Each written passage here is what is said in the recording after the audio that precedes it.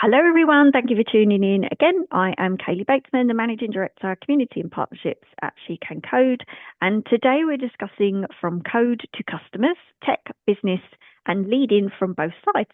In this episode, I'm joined by two brilliant voices from MathWorks, Deborah and Elisha. Together, they bring two very different yet highly complementary perspectives on Gen AI. And we're going to unpack a little bit what Gen AI really looks like when you view it from both the technical and commercial sides of the business.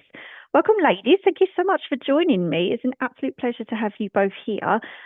We'd love to start with some introductions about who you are, what you do, how you got into tech, to set the scene for our community. Elisha, shall we start with you? Thank you, Kaylee. Lovely to meet you, and thanks for having us here. My name's Elisha Beech, and I'm a leader in our commercial team here at MathWorks in the UK.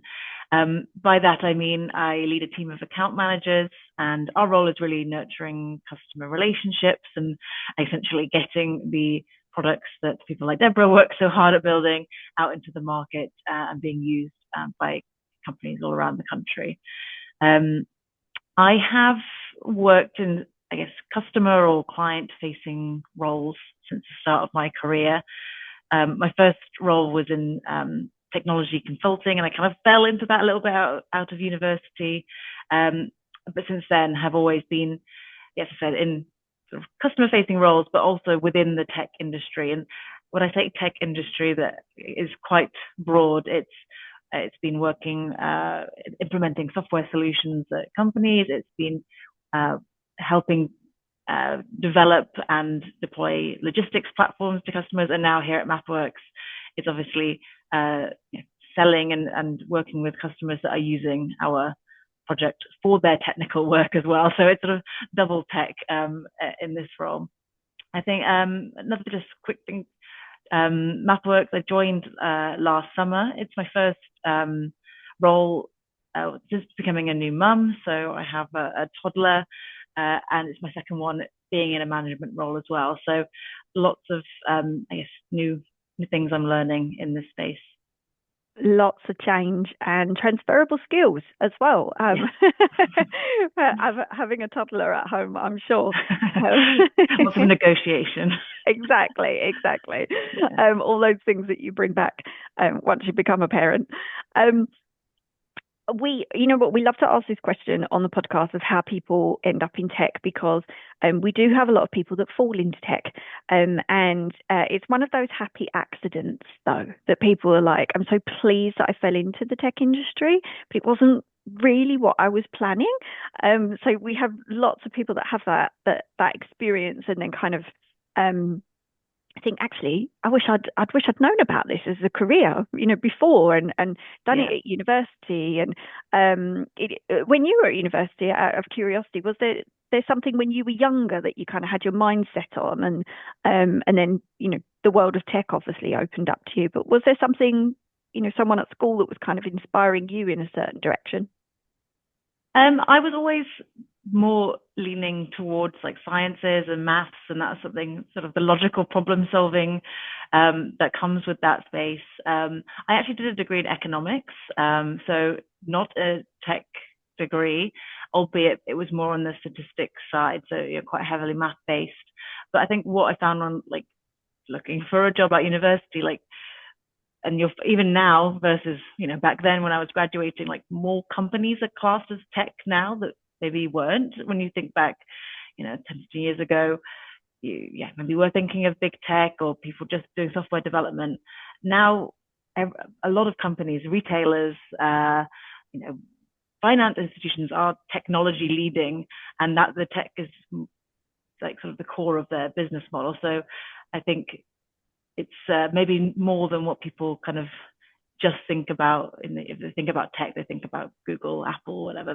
There is a lot more that kind of falls into that bucket now. So it was very much, this is an opportunity for a job. And then from there, I found that it's something that a space I really enjoy working with.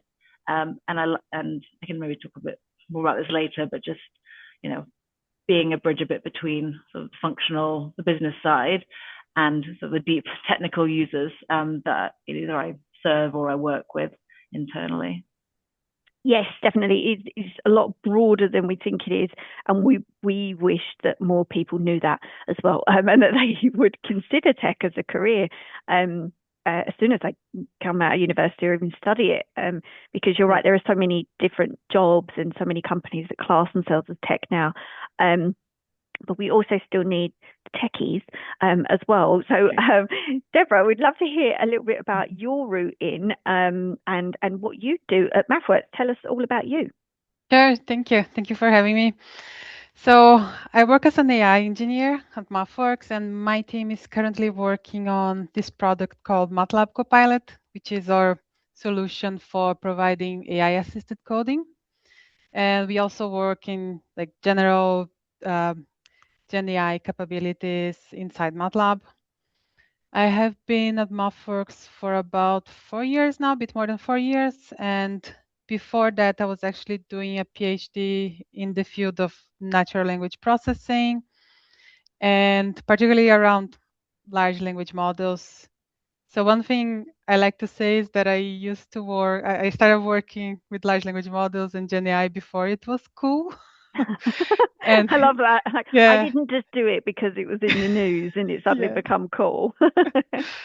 And it's funny because what at the time when I was doing my PhD, what we used to call like a large model is now super tiny these days. Um, and in terms of how I got in tech, I would say like my path was very clear from the beginning. It's almost like I didn't have a choice because I fell in love with tech very early in life. So my dad, my brother are both in tech. And when I was a kid, my parents actually had a school to teach like programming and so on. So I would like sneak in into the classes and learn. And so very early, I was already in love with tech, basically. So it was a clear path for me. Yeah, wow. I haven't heard that before. That Yeah. is like you were just there doing the classes. How amazing. Because a conversation that always comes up in our community is the lack of role models and the lack of visibility of people doing the job and actually seeing what a role in tech would entail. But you were in the thick of it from a very young age. So amazing. Yeah. I felt quite lucky, like I had my dad as a role model and motivating me, pushing me towards this. So I never know what people are going to say on this podcast. So we always want to know how you end up in tech. And that one's a new one on me. But very, very lucky. Um, so you both work from very different angles within Gen AI, from the technical side and the commercial side. How do these perspectives complement each other, and where do they sometimes clash when it comes to real world adoption? So maybe I don't know if you notice, like you agree with me, but I feel like at MathWorks, most of people are quite technical.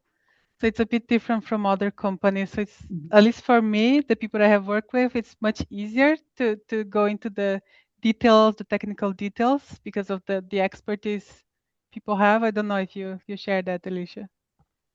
I think we have a good understanding. Obviously, we as a commercial team are talking with engineers and scientists. That is our market, and we need to be able to, they are also obviously very techy and are using the tools that you are developing, Deborah, and it's our job to really communicate that value to them. So, like, good understanding. I think there is a competitive market in terms of putting the MathWorks products out there, and even in the tech industry, like challenging like the sort of status quo of how people are working is tough. Whether that be to even use a software where they're using Excel to then make the leap to use Gen AI to do something that they might be doing by hand as well. So I think there's still that can be a gap. It's more maybe on an individual or a company basis. But I think, yeah, it starts kind of with us internally. If we start using it in our day-to-day job, and like we're trying to be leaders in this area through like the products that we're creating, then it makes it easier to like go out and talk to people about it, because we are on the receiving end of the benefits of that. Yeah. I agree, Deborah. From the people that I've spoken to at MathWorks, there's a very high bar as well as the people that that work at MathWorks. And very technical, a very technical workforce.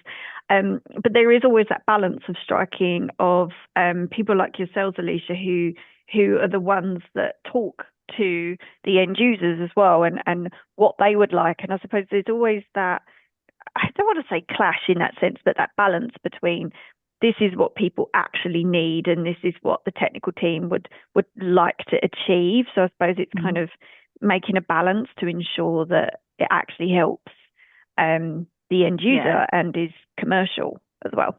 I think what's good about MathWorks is like there's like good communication channels though between like sales teams and also with development teams as well, and customers have a forum to share what they'd like developed, which maybe is the genesis of like some of the Copilot tools. Maybe that was happening anyway, but cemented that direction. And I know that there's feedback always kind of going back and forth about how these things are developed, which is good. Yeah. And that also touches upon the misconception. We've already spoken about it a little bit, but the misconception that tech careers equals coding as well, and that you have to be highly technical to be in a tech career. Based on your own roles at MathWorks, what do you think people misunderstand about working in the tech industry? Because both of your teams need to work together, but you couldn't function without one or the other. So tech careers doesn't necessarily mean coding. But yeah, what do you think on that people kind of misunderstand about working in tech? So I hear that a lot, right? And like it's not like I'm there sitting in a dark room just writing code all the time. Are you sure that's what we hear happens? They put you in the basement to do it, apparently, as well. Only sometimes. So I think that's one of the things people use as argument to say, oh, GenAI is gonna replace software engineers, right? Because some people have this very narrow view of software engineering is just writing code, but there's so much more, and there's this really important aspect of actually understanding the user's needs, and like a lot of this comes from commercial, from marketing, and so on, or other things. As Elisha said, we just learn about those things by going over the communities that we have online. So I would say it's way more than just writing code. I would even say that writing code is the easy part of my job.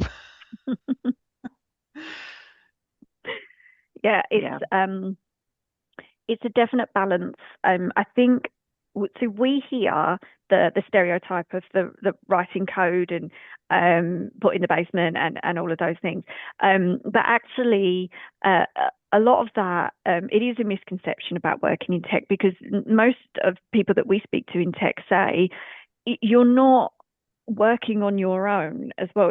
You're not siloed working on your own. You have to have all of those soft skills that come with the technical skills as well, and they are just as important, because you could be a really good coder and just really bad at communicating, and you sitting there writing code all day doesn't help anybody, because you don't come with all of those soft skills where you need to communicate with people like Elisha and make sure that you meet the customer's needs and that the business functions. So it's not just a case of I'm going to become a coder and don't have to be good at anything else. But then, Elisha, from your side, you're on the commercial side. Did you sometimes struggle with that? Did you think that you went in thinking this is going to be quite intimidating, or I'm not going to understand maybe a lot of the acronyms that are used? And we just we like to bamboozle each other in tech with all the jargon. Did you feel that at first, and then we're like, actually, that's not the case? Yeah, I mean, as I mentioned, like even my first job from university, I've always, since I left, I've worked in tech, I guess, in some shape or form. But never been the technical person. Like I dabbled in programming, but I've always been, I suppose, that person talking with business users, or like working on sort of functional requirements for a solution, and trying to be that bridge between those that are building, testing, deploying, etc., whatever that product is. And so that technology has varied so much. And even here at MathWorks, like we talk to customers. My team looks after every industry. Like we have customers in every industry. And even, I guess, the techie people at MathWorks, if you're, a software engineer and you talk to like, I don't know, a mechanical engineer, or if you're working on signal processing and you talk to someone on fluid dynamics, there's probably new stuff you don't understand. So there's always a learning curve whenever it's a new role for me, or it's even a new project, a new customer. But I think like having the broad understanding about how all of these systems work is important, how people like Deborah and her team function, and like the software development lifecycle, that's important.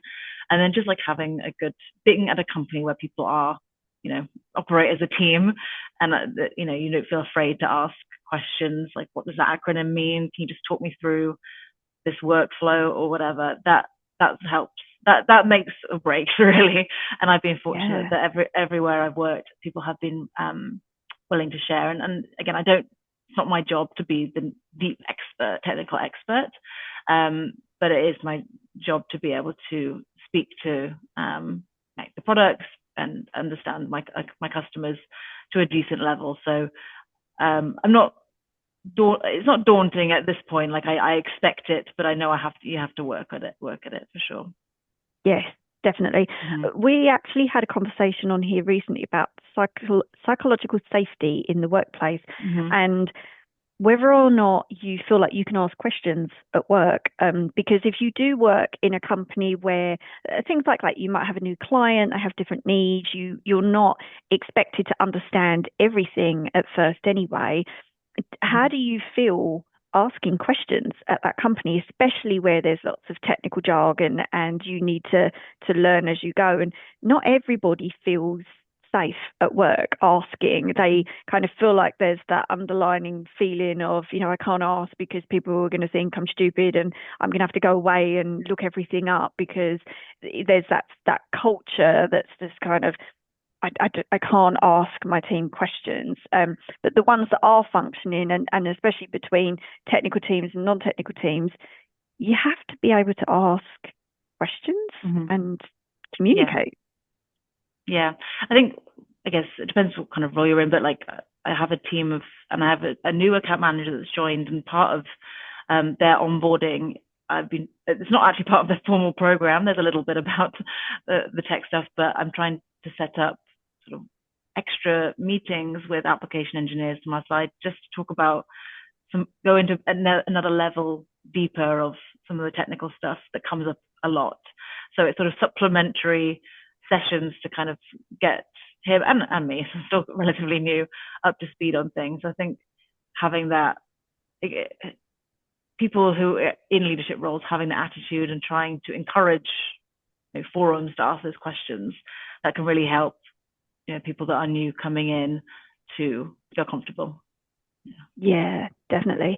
Deborah, have you found that on the techie side? Is that encouraged at least? Because some of our community members say, when you work in a really technical role, there can be really high highs, but really low lows.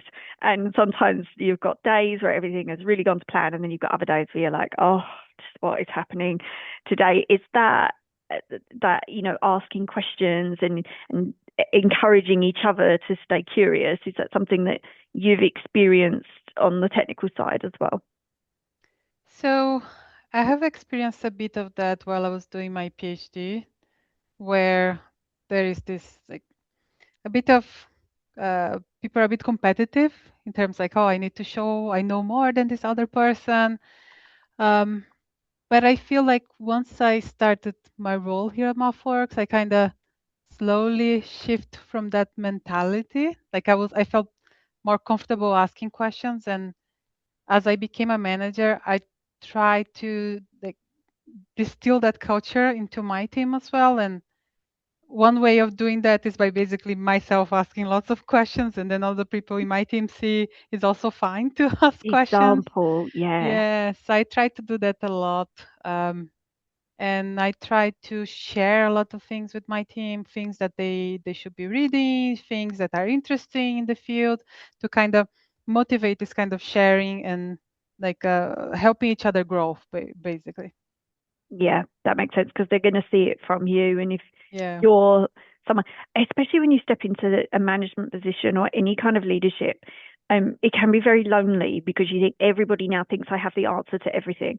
And most of the time you don't. You still need to ask. And that's a good thing when you're still asking because, as you said, it encourages your team to think I can still ask questions. I'm not expected to know everything either. Just staying curious. Um, Yeah. What about the hype around Gen AI? There is so much hype around it in the media. Um, what do organisations? What do they actually need? What are they ready for today compared to the hype around what is actually said about it in the news? So what I see is there is a lot going on, as you said, like there's a lot of going on in the news. So everyone feels this need, like I need to do something about it. I need to start using Gen AI. But Gen AI is not the solution to all the problems. So something that I always recommend every time someone says like, "Oh, I'm thinking about using Gen AI for this thing," is first asking the question, "What problem are you trying to solve? Is Gen AI the correct solution to that problem?" Because sometimes Gen AI is a solution. So what problem are you trying to solve? And from the biggest gap I see is Gen AI makes it very, very easy to come up with flashy demos, flashy examples. But then from going to that demo to actual something that is useful in production, that's a huge step. And that's something sometimes people don't understand. Yeah, the flashy demos. I don't know if you've noticed this, but when you're at like a conference and you see the keynote and they're on the stage and like the executive is really like running up and down usually and like this is fantastic and this is the future. And then you go and you talk to somebody that's on the show floor, like actually on the exhibition floor, what they're using at their company, what they're actually doing, and they're like, yeah, that keynote, we're about like 5 years behind really getting there. That's not actually what we need.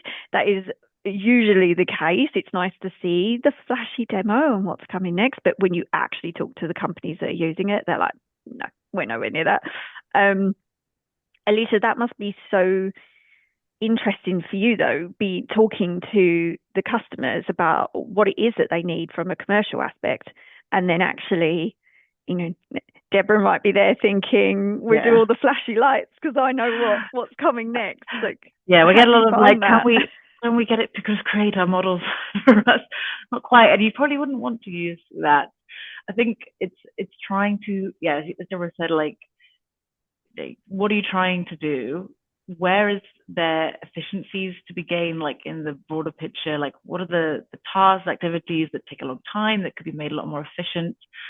I suppose, like, even it's the same perspective for us internally as a team. Like, we have a lot of customers we want to serve. We really want to focus on where we as account managers are going to add value, and how can we take some of the lower value, maybe more admin things to and use Gen AI to speed that up. But it's also, I think, for us and for customers, it's kind of no excuse to not be like prepared and have done research. And when you approach a problem, whether it's an engineering problem or it's a commercial problem, like Gen AI can really accelerate like sort of your research and gathering information that you then still need to critically review and distill and figure out what's next.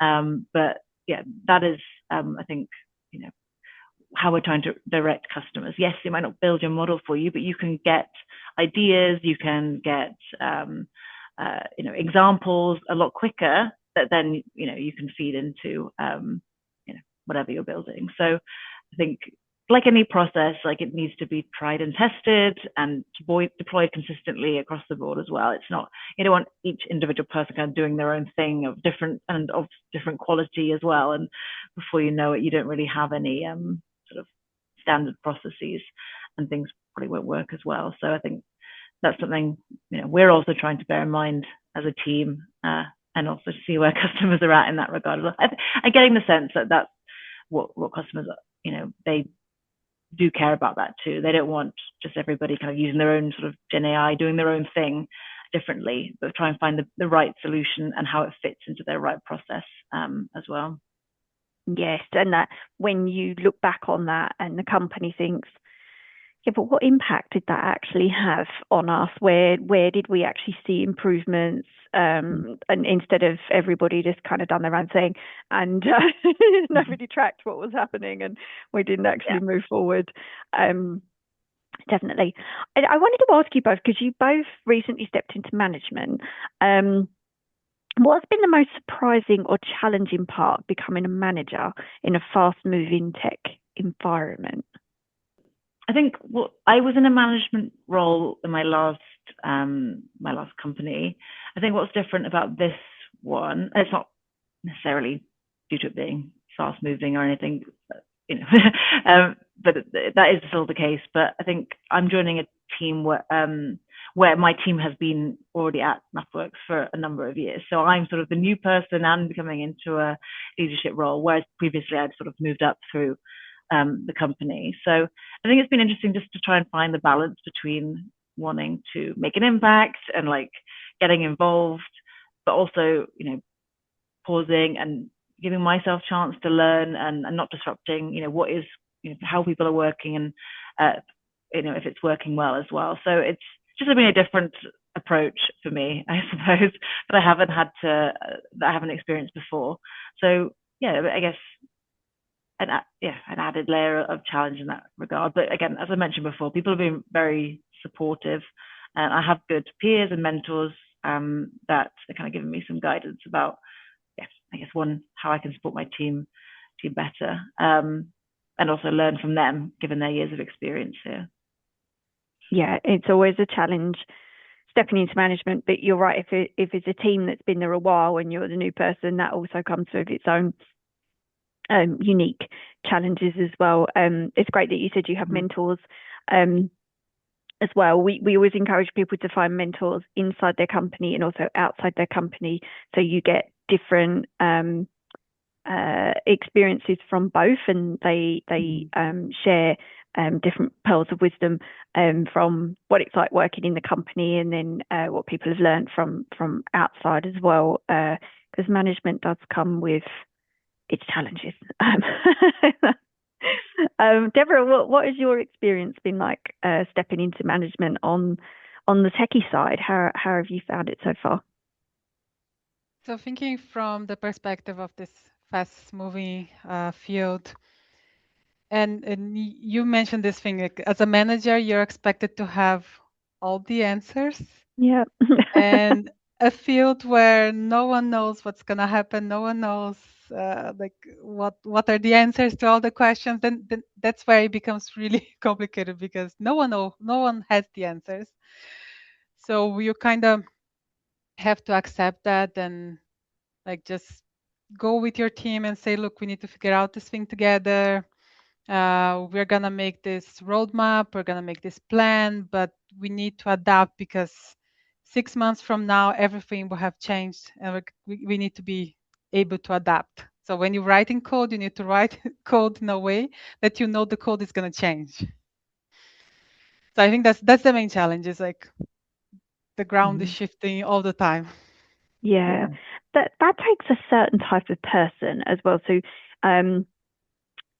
even if you're working at a startup via a big company, sometimes if you're a smaller company or a company like MathWorks that is constantly changing, and as you said, Deborah, the ground is always shifting, that actually takes a certain type of person rather than somebody that wants to be in, the big corporate that's been there for years, that doesn't really change much, and you sort of fit into your role and you do it, and it's hard to push new things through as well. Sometimes you need meetings for meetings and meetings to get anything done.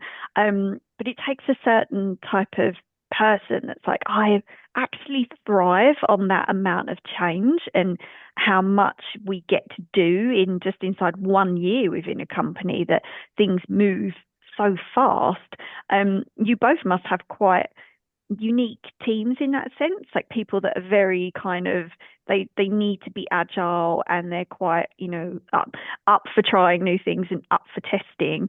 Is that, would you agree with that? Are your teams kind of in that mindset that they like to try new things?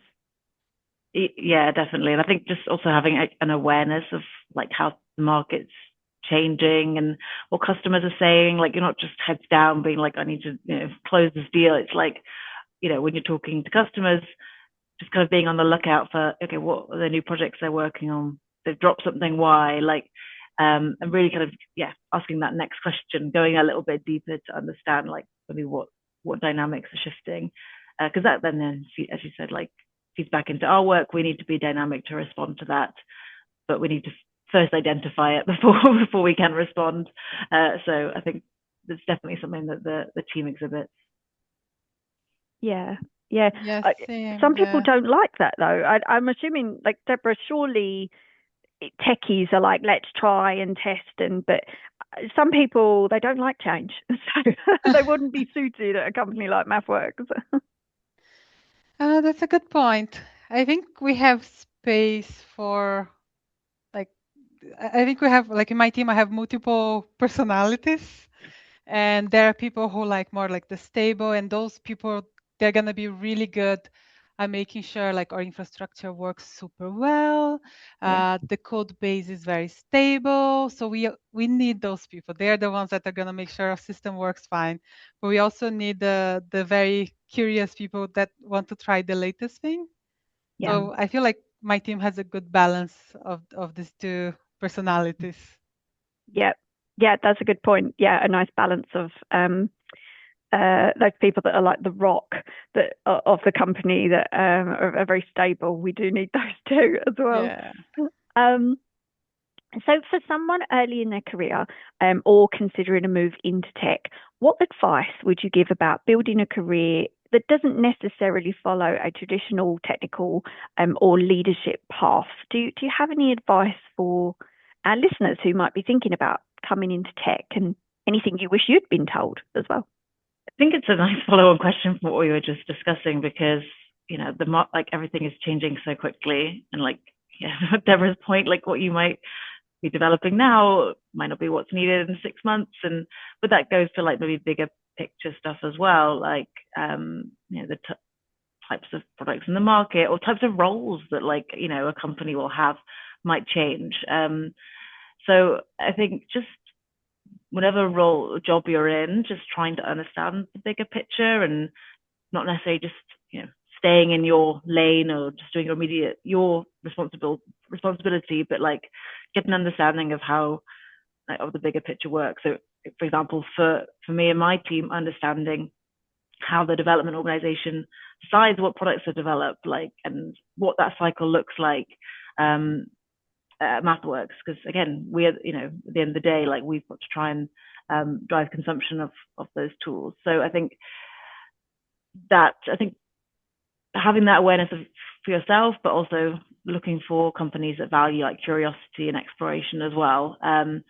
So I think, I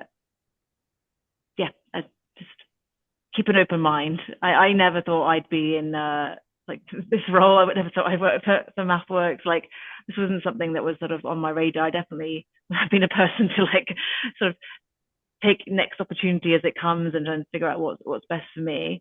And I wasn't aware of account management roles when I sort of left university and thought I would move into that space. And maybe in 10 years' time, I will be something completely different. But I think, again, understanding the bigger picture and how all sort of the different roles and teams fit together can open a lot of doors. So yeah, I think you can work as well when you come out of university and you think that if I've studied it, I'm going to have to go into it. And you don't quite realize until you're a few years into your career how squiggly your career can be, and that is okay. And that it's like you said, Elisha, as long as you are open to change and how the industry is changing and you go with that, that is okay as well. You don't have to have that very set path in your career, and loads of people move around and try new things. And Yeah. I mean, like you said, in 6 months, some things you're working on won't be relevant, and just going with the flow. With something that change, you're like not comes opportunity, doesn't it? So, and I think Exactly. again, just to speak as someone who does not have a technical background, I think if you're, let's say, being curious, being logical, like problem solving, and then also like talking to other people in technical roles, like there is a lot you can learn. I could never do Deborah's job. I'm not saying that, but I'm saying like do not be put off from working for a tech company or in the tech industry because it feels too far removed. Because again, it's not everybody's job in the organization to be the technical expert, and there's still other skills, whether it's industry expertise, soft skills, communication skills, creative skills. They are all valued as well. So just think outside the box. Yeah, definitely. And Deborah, from your side, from the technical side, do you have any advice for anyone that is thinking they are technical, they've just come out of a very traditional career path, coming into tech, or we also get a lot of people in our community later in their careers who decide to suddenly become very technical as well. Do you have any advice for anyone that's considering taking that leap? I think I agree with Elisha. Be curious. I think that's the main the main thing. Keep learning because the field moves very fast. Be adaptable. Maybe it's fine to be slightly uncomfortable so you can grow. Yep. Yeah, try to see, like, think about the product as a whole. Don't think only about like the things that you're working on. Think about the big picture, where you fit. And also learn to advocate for yourself. That's a thing that I learned, and it's really important to be able to talk about your work.